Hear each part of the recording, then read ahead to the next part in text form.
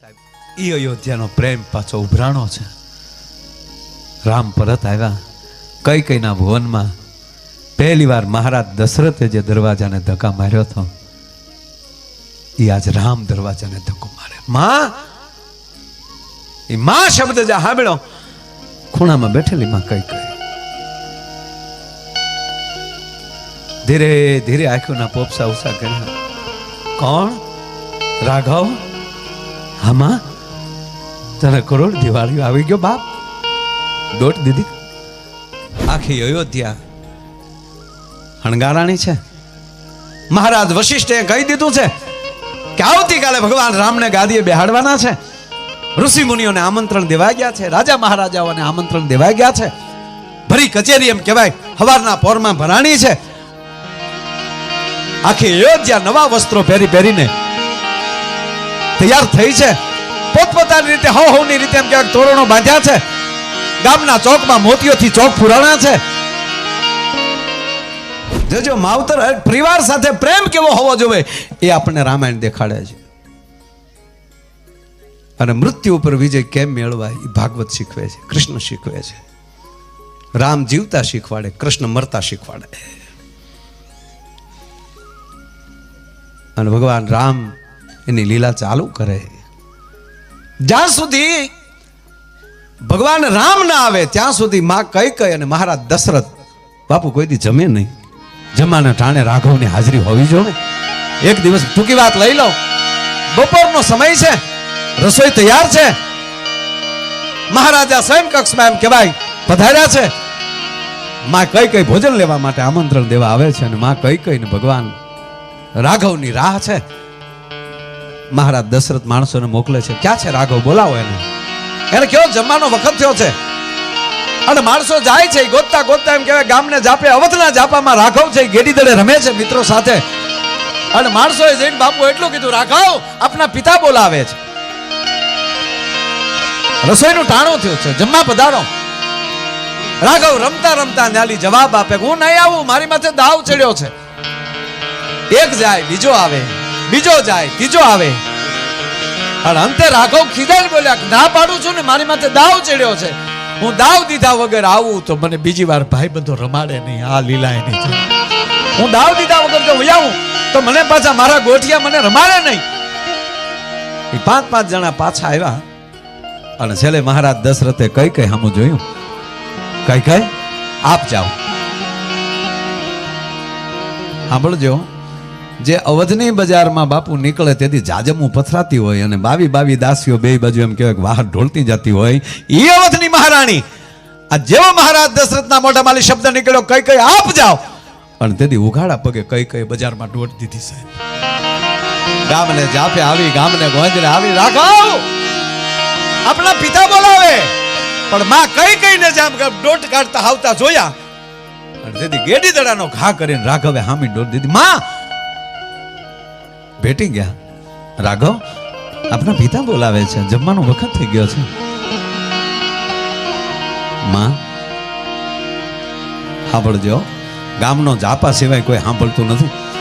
કેવલ માં કઈ કઈને રાઘવ જે વાત કરે છે. માં એક વાત કહું, મારા પિતાએ કહ્યું તમને કે બોલાવી આવો. હા માં હું નહીં આવું. રાઘવ હું આવી છું તમને બોલાવ તેડવા માટે અને આપ ના પાડો છો. માં હું આવું એક શરત. કઈ શરત? તારે મને વચન આપવું પડે. અને તેથી કઈ કઈ એટલું બોલ્યા હતા. રાઘવ હું કઈ નગરની કૌરી છું, પણ અત્યારે રઘુકુળની વવારો છું. અને આ કુળની મને ખબર છે. આ કુળનો નિયમ છે, પ્રાણ જાય પણ વચન ન જાય. એકવાર વચન દેવાઈ ગયું હોય, માગી લે. આ દીકરો મા પાસે માગતો હું વચન ના આપું તને બેટા. માગ કે માં વિચાર કરી લેજે. હો ગણને ગાળી લેજે આ વાતને. દીકરો માગતો હોય એમાં માને વિચાર કરવાનો રાઘવ હોય નહીં બેટા. માગ શું માગીશ તું? માગી માગી શું માગી લેશ? પ્રાણ કાઢી દઉં?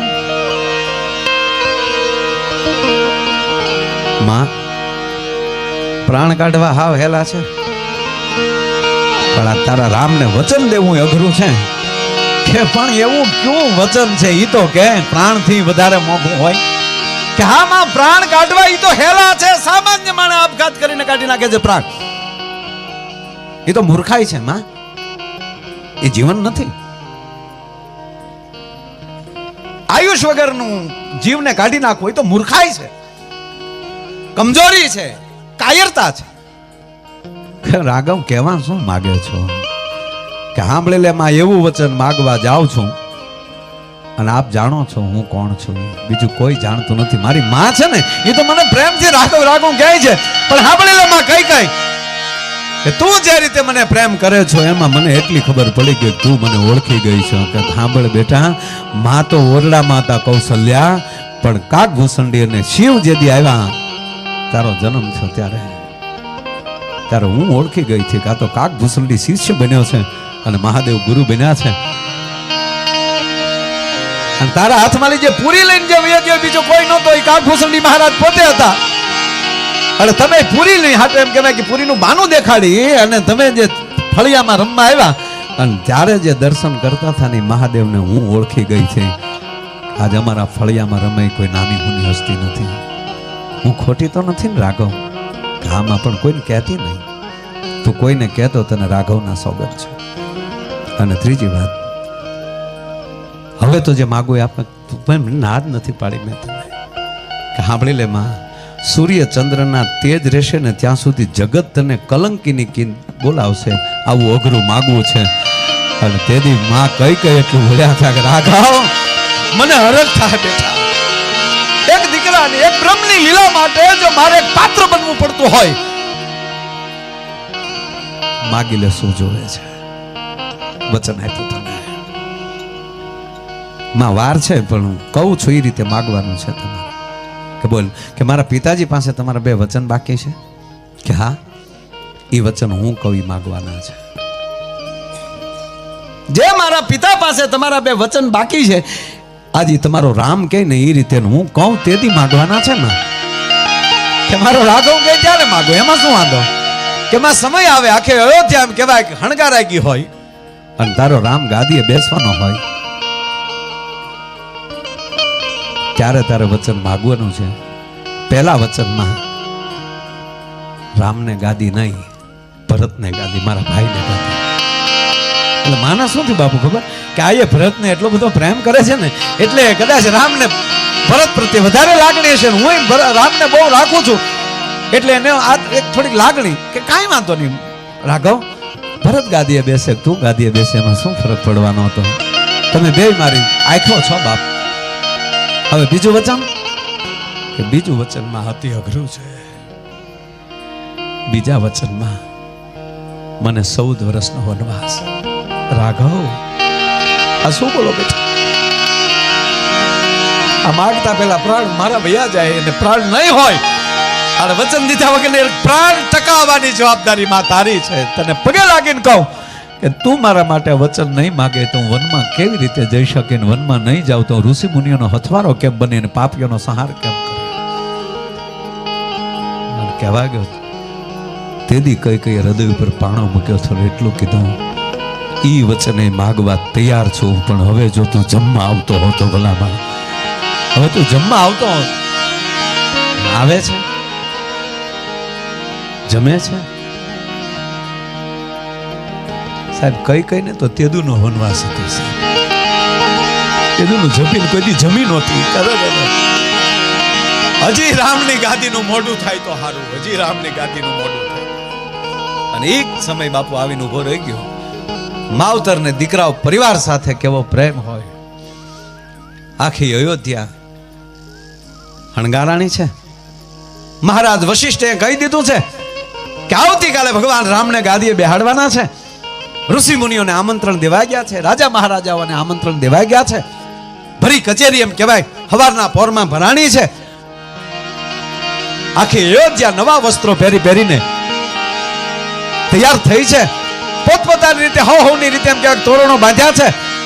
ગામના ચોકમાં મોતીઓથી ચોક પુરાણા છે.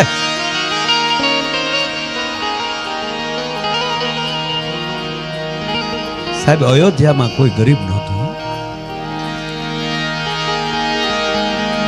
હા, ટૂંકી વચ્ચે વાત કીધું કે રામ પરણીને આવ્યા ને અયોધ્યામાં, એટલે જાનમાં બાપુ ઇન્દ્રથી ને બધા હતા. એમાં ઇન્દ્ર ને બધાને એમ થયું કોઈ દી આ બાજુ આવ્યા નથી. અયોધ્યા કેવી હતી એનું નાની વાત કરું તમને. એટલે હાલો કે અયોધ્યા જોવા જાય. અયોધ્યામાં ફરતા થાય એમાં તમને કોઈ બારોબાર એવો મહેલ, ઇન્દ્રનો મહેલ નહીં એવો. ઇન્દ્રને થયું કારું આ બારોબાર કોણ હશે. અંદર ગયા હતા કે આવો આવો આવો, બેસાડ્યા. શું લેશો? ઠંડુ ગરમ ખાય. કીધું કે આનું સારું શરબત હોય એ લાવો. એમ સરસ તમને કહું સોનાના ગ્લાસમાં શરબત આવ્યું. શરબત પીતા પીતા જોયું ને ત્યાં આમ ઇન્દ્રએ નજર ફેરવી ને ખીલ્ય ઢોલ જોઈ ગયું છે. સાહેબ જ્યાંના રખેહરના આવા મેલ હતા એને રામરાજ કહેવામાં આવે. મારો કહેવાનો શું ત્યાં શબ્દ વાપર્યો છે મારે ન બોલાય. શ્વાનની ઘોડે ઇન્દ્ર બારો નીકળી ગયો. લીપાતો લીપાતો કોઈ મને ભાળી ન જાય બારો નીકળતા તેમ. હા, ઇન્દ્ર જેવા જો ભોઠા પડી જતા હોય એવા તો એમ કે ભાઈ નાનામાં નાના માણાના મકાન હોય. આવી અયોધ્યાને હણગારવામાં હું ખામી છે વાત અહીં કહું તમને. અયોધ્યા કેવી હિલોળે ચડી છે. અને આમ જ્યાં મહારાજ દશરથે જ્યાં નજર ફેરવી તો બાપુ બધાય દેખાતા હતા. એ કઈ કઈ નહોતા દેખાતા. પહેલા તો શું થયું કે માન્યતા રાણી છે, કદાચ કંઈક અલગ કંઈક હણગાર હતા હશે, અથવા તો મારા રામ હાટુ કંઈક ભેટ એવી તૈયાર કરતા હશે. પણ અતિ વાર લાગી. હવે તો ભગવાન રામને આવવાનો સમય થઈ ગયો હતો અને રામ આવે એ પહેલા કઈ કઈ હાજર હોવા જોવે એવું જોઈએ. અને ભગવાન રાઘવ આવે એ પહેલા મહારાજ દશરથ જેમ કે ભરી કચેરીમાંથી નીકળી ગયા. કઈ કઈના ભુવન બાજુ ડગલા માંડ્યા અને કઈ કઈના ભુવનના જ્યાં દરવાજાને બે હાથે આમ ધક્કો મારી જ્યાં ખોલે છે ત્યાં તો કોપ ભુવન બની ગયેલો છે. કાળા વસ્ત્રો ધારણ કરી અને જેમ નાંગણી ફીંડલું વળીને પડી હોય ખૂણામાં એવી પરિસ્થિતિમાં કઈ કઈને જોયા. કઈ કઈ અવાજ નથી આવતો. મહારાણી શું થયું આપને? અને ધીરે ધીરે ડગલા ભરી અને જ્યાં કઈ કઈ ના પાછળથી આમ ખંભા પર હાથ મૂક્યો. કઈ કઈ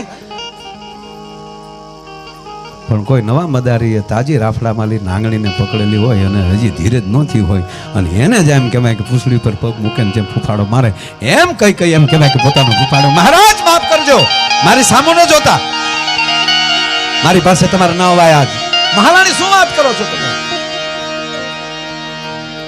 મહારાજ અવડો મોટું જગન હાજરો છે, રામને ગાદીએ બેહાડો છો. મારા દીકરા અત્યારે મોહાળમાં છે. મને નથી પૂછ્યું, મારા દીકરાને નથી પૂછ્યું અને તમે અવડું મોટું કામ કર્યું કે પણ મહારાણી હવે રામને ગાદીએ બેસાડવાના હોય એમાં મુહૂર્ત શું જોવાના હોય? પણ મહારાજ એટલા આનંદમાં તમે એક વસ્તુ બીજી ભૂલી ગયા છો. કઈ વસ્તુ? કે મારા બે વચન બાકી છે આપની પાસે. અરે અરે મહારાણી બસ એટલી વાત. અરે આજ મહારાજ દશરથ એટલા બધા આનંદમાં છે મહારાણી કે બે નહીં 4 માગી લ્યો. આજ સાહેબ રામાયણમાં લખ્યું છે ભોળાભાઈ, મહારાણી કઈ કઈ એટલું બોલ્યા, મહારાજ આ 2 ખમી એકો તોય ઘણું છે, 4 ની ક્યાં કરો છો? આ પેલા 2 હું માગું તો સાંભળી લ્યો. તમે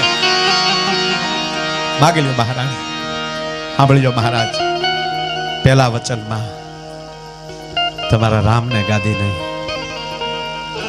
મારા ભરતને ગાદી. સાહેબ દશરથને અસર નથી થયો. બસ એટલી વાત છે. એમાં શું વાંધો? અત્યારે જ માણા મોકલી અને મહારાજ કહે છે ભરતને બોલાવી લઈ, ભરત ગાદીએ બેસે. હજી ક્યાં રામ ગાદીએ બેસી ગયા છે મહારાજ? એ તો મારો રામે રાજી થશે. હવે બીજું વચન કહો. સાવધાન મહારાજ. કઈ કઈ કહે છે સાવધાન મહારાજ. મહારાણી હા સાવધાન. બીજા વચનમાં રામ ને 14 વર્ષનો વનવાસ. આટલું બોલી કઈ કઈ મૌન થઈ ગયા છો સાહેબ. એટલા મહારાજ દશરથ મનાવે. પણ અહીંયા ઉપર પાડો મૂક્યો કઈ કહે એટલું જ કીધું મહારાજ કા હાકો કા ડાકો બસ મને વધારે બોલાવો મહારાણી તમારા પગના તળિયા ચાટી લઉં હું દશરથ છું દેવોની તાકાત નથી અયોધ્યાને હામી મીટ માંડી શકે એ દશરથ છું મને કાયર ન સમજો મહારાજ કહા કે મહારાજ મુર્શિદ થઈને પડ્યા છે કઈ કઈ મૌન ધારણ કરીને પડ્યા છે ત્રણેય રાણીઓ ભેગી થઈ ગઈ માં કૌશલ્યા કહે છે રાઘવને બોલાવો શું થયું માં કાંઈ નહીં રામ મારા ભરતને ગાદીએ બેહવાનું કીધું ને કે તારા પિતાથી હરખ બહુ ઝીરવી ન હે ક્યાં એટલે આ પરિસ્થિતિ બને છે જે રામને રાજ્યાભિષેક આ અભિષેક શબ્દ બાપુ આવે છે ને મને હમણાં કોઈ પૂછ્યું મેં બાપુને પૂછ્યું કે પાંડવોના પક્ષમાં કૃષ્ણ શું કામ હતા પાંડવોના પક્ષમાં કૃષ્ણ શું કામ હતા ત્યારે બાપુએ બહુ સારો શબ્દ વાપર્યો કે પાંડવોના દીકરાઓને પધારો બાપુ પધારો પધારો બાપુ આવો પધારો આવો પધારો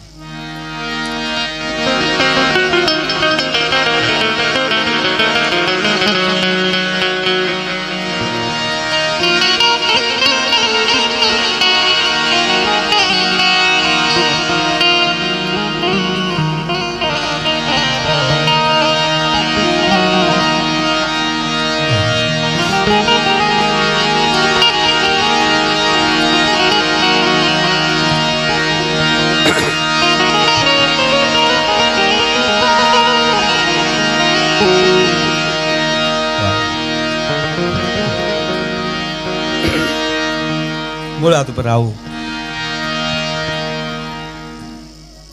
પાંડવોના પક્ષમાં કૃષ્ણ કેમ બહુ સારો જવાબ બાપુએ આપ્યો કે બેટા મહાભારત સાક્ષી છે પાંડવોના દીકરાને રાતે નબળું સપનામાં નબળો વિચાર કર્યો હોય ને તો સવારમાં જાગીને એમ કહેતા હે માં કુંતા અમને ગાયના ચાણથી ગૌમૂત્રથી અમને સ્નાન કરાવો આજે અમને નબળું સપનું આવ્યું નબળા સપના આવે તો દેહ શુદ્ધિ કરવાની જેનામાં તાકાત હોય એની ભેગો કૃષ્ણ હોય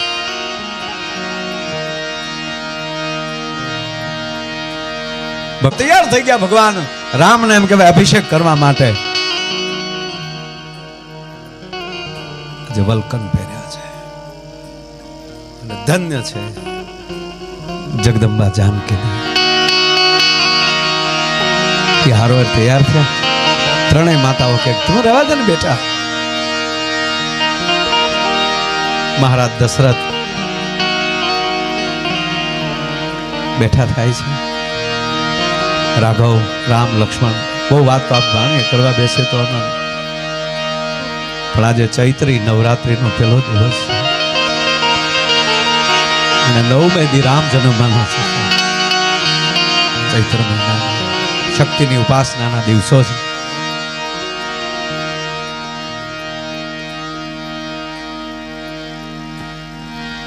તેમના સારથીને કહે છે દશરથ રાજા જાઓ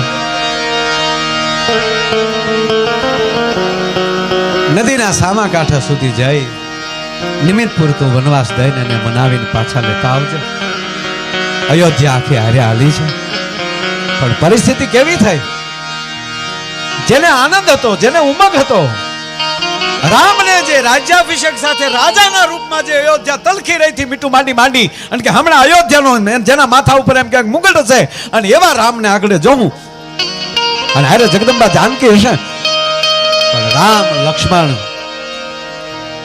અને જાનકીને જ્યાં ત્રણેયને જોયા પણ વનવાહના વેહમાં જોયા રામ હાલી નીકળ્યા વનમાં જવા માટે. એવી હાલી રે અયોધ્યા રામને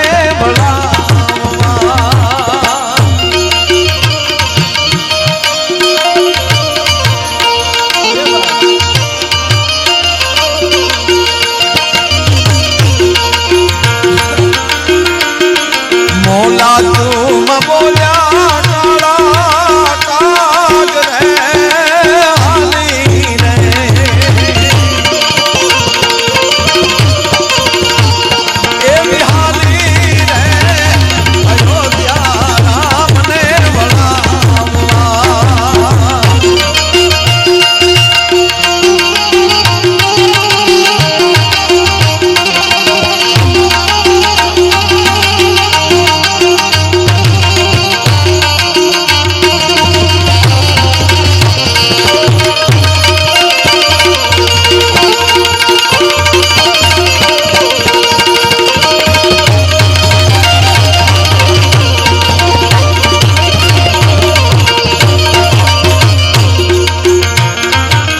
માણસ ભાષામાં તો અસર થઈ, પણ પ્રકૃતિમાં અસર થઈ ગયો. કેવું થયું? એવા ટોડલે બાંધેલા તોરણ તૂટ્યા,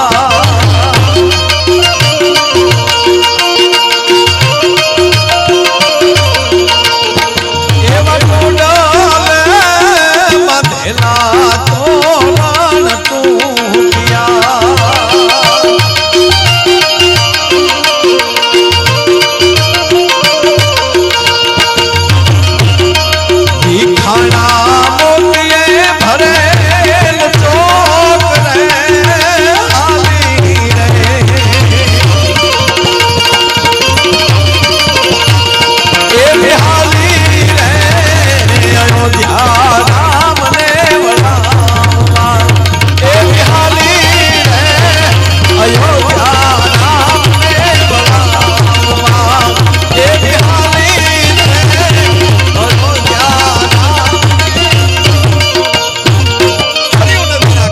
રાતવાસો રોકાણા છે. સુમંતજી હવે ભગવાન રામને પગે લાગીને કહે છે, પ્રભુ આપના પિતાએ મને કીધેલું સોગંદ આપ્યા છે, એવું લાગે તો તમે 14 દિવસ રોકાવ, તેમ પાછા ફરો. સુમંત ઘણો રોકાણા, સુમંતનું માન્યા નહીં. સુમંતને સૂતા મૂકીને, અયોધ્યાને સૂતી મૂકીને ભગવાન રામ વન વિદાય કરી સુમંત પોતાનો રથ લઈને પાછા ફર્યા. બાપુ રસ્તામાં 5 ઘોડામાં 1 ઘોડાએ પ્રાણ છોડી દીધા અને સૂર્યના ઘોડા ઉભા રહી ગયા હતા. તેથી એટલે સૂર્યનો રથ જ્યાં થંભી ગયો અને ભગવાન નારાયણ વરુણને પૂછે છે કે વરુણ સારથી આ ઘોડા કેમ ઉભા રહ્યા? પ્રભુ એ તો ઘોડાને પૂછી તો ખબર પડે. અને અશ્વને પૂછે છે કેમ ઉભા રહ્યા? કે પ્રભુ માફ કરજો, આજ એક વ્યક્તિ અમારા કુળને ઉજાડી નાખ્યું છે. આજ અમારા કુળના એક ઘોડાએ રામના વિયોગમાં પ્રાણ ત્યજી દીધા છે.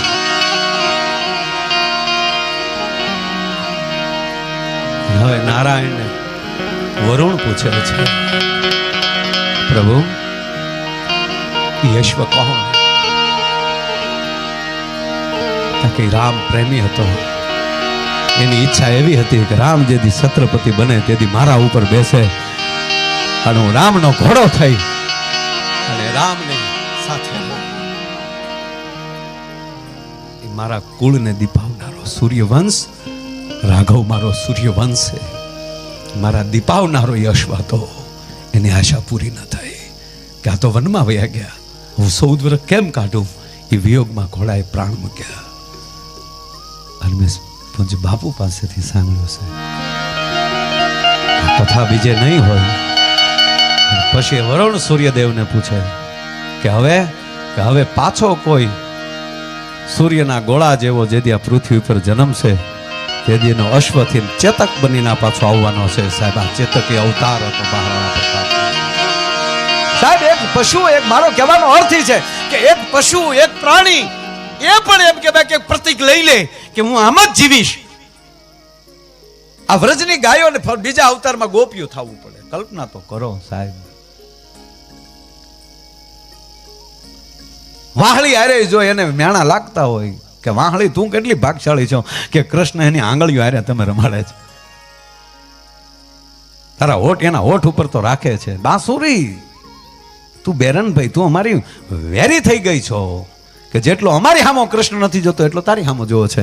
અને ત્યારે વાહળી બોલે નહીં, પણ વાહળીએ કીધું કે જેના નામ પર વિંધાઈ જાવ ને, અંદરથી પોલા થઈ જાઓ અને પછી ઈ જેટલી ફૂંક મારે એટલા વાગો, ખોટી હવા ન રાખો ને તો એ હોઠ ઉપર રાખશે અને એના નામ માટે વિંધાઈ જાઓ.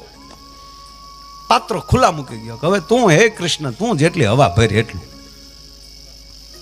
નહીતર આપણે વાહ ભહું કહેવાય. અમુક કૂતરું એની પૂછડી હલે ને ભહે, આપણે તો બધા વાડીઓમાં રહેનાર આપણે ખબર હોય વાહ ભહું જેને કે કોઈ ન હોય, પવન આવે તોય ભણતો હોય. હવે એને મૂંગો કરવા કાં એને જોડો મારવો પડે ને કાં આપણે જોડો ઊંધો મૂકવો પડે, ખાહડે ન ચડવું. અને સાહેબ મહારાજ પાસે જ્યાં આવે છે રથ, 4 અશ્વ લઈને આવે છે સુમતજી. મહારાજ દશરથ પૂછે છે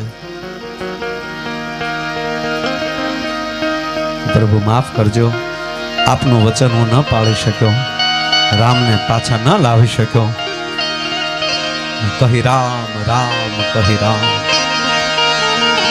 3 વાર રામ રામ કહી અને મહારાજ દશરથે ખોળિયા મને પ્રાણ કાઢી. સાહેબ આ બાપ દીકરાનો પ્રેમ.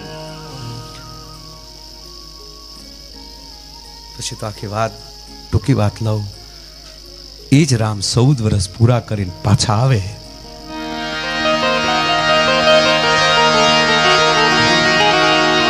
તેથી આખી અયોધ્યા પાસે ભગવાન રામના હામૈયા લઈને આવી હતી. પણ ભગવાન રામે જ આમ નજર ફેરવી તો સાહેબ એની અયોધ્યા પાસે દેખાતી હતી, પણ 2 વ્યક્તિ નહોતી દેખાતી. એક પિતા દશરથ, એના તો સમાચાર એને મળ્યા ને આ પિંડદાન ભગવાન રામે ખુદે કરેલું સાહેબ. ઘણા કોઈ એમ કહે ને કે આપણે આ કારજ બેન કરવા જોવે, ના, હા વ્યવસ્થામાં ફેરફાર કરો, હું એમાં ચોક્કસ કહીશ. વ્યવસ્થા નાનો માણા ન કરી શકે એવું ન કરો, પણ જે માવતરે 15 વર્ષ આપણે ખંભા ઉપર ફેરવ્યા હોય એના માટે તમે 12 દી બેહીનો એકો ભલામણા કેવી વાત કરો છો, એવા કેવા બીજી થઈ ગયા. હા વ્યવસ્થામાં ચોક્કસ ફેરફાર કરો, બધાને ઘેરે કાલા ન હોય માફ કરો, બંધ કરો, 100% સુવિધા લાવો. એટલું બધું ખોટો ખર્ચો ન થાય, પારિવારિક પૂરતું કદાચ જમણવા રાખી શકો. ભગવાન રામ જેથી પિંડદાન દેતો હતો ને તેથી પિંડ લેવા માટે દશરથ રાજાનો એકનો હાથ બારો નહોતો નીકળ્યો.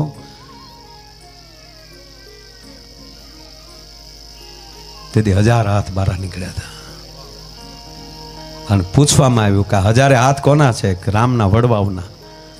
કે કેમ અત્યાર સુધી કોઈ પિંડદાન નહોતું કર્યું? બધાએ કર્યું હતું પણ અમે સ્વીકાર્યું નહોતું. કે કેમ? કે અમારા પુણ્ય ઉપર અમને ભરોસો હતો કે અમારે ખોરડે કેદી બ્રહ્મ તો જન્મ લેવાનો છે અને જેથી ઈ તર્પણ કરે ને તેથી એના હાથે અમારે પિંડદાન લેવા છે, એ અમારા પુણ્ય ઉપર ભરોસો હતો. પણ આ બધા નજર ફેરવી મેં કહું કે એ વડાભાઈ ભગવાન રામે જ્યાં નજર ફેરવી દશરથ નહોતા દેખાતા, તેના જ સમાચાર હતા, પણ બીજા કઈ નહોતા દેખાતા. અને ધ્રાસકો પડ્યો કે હાય હાય મારી માં કેમ નથી? એક સૌરૂપે ગામની સામે હાજર રહ્યો છે અને મૂળ રામ એમ કહેવાય ગયો કે કઈ ના ભુવને ભોગ્યા છે. સાહેબ આ દરવાજા 2 વાર ઉઘડ્યા છે.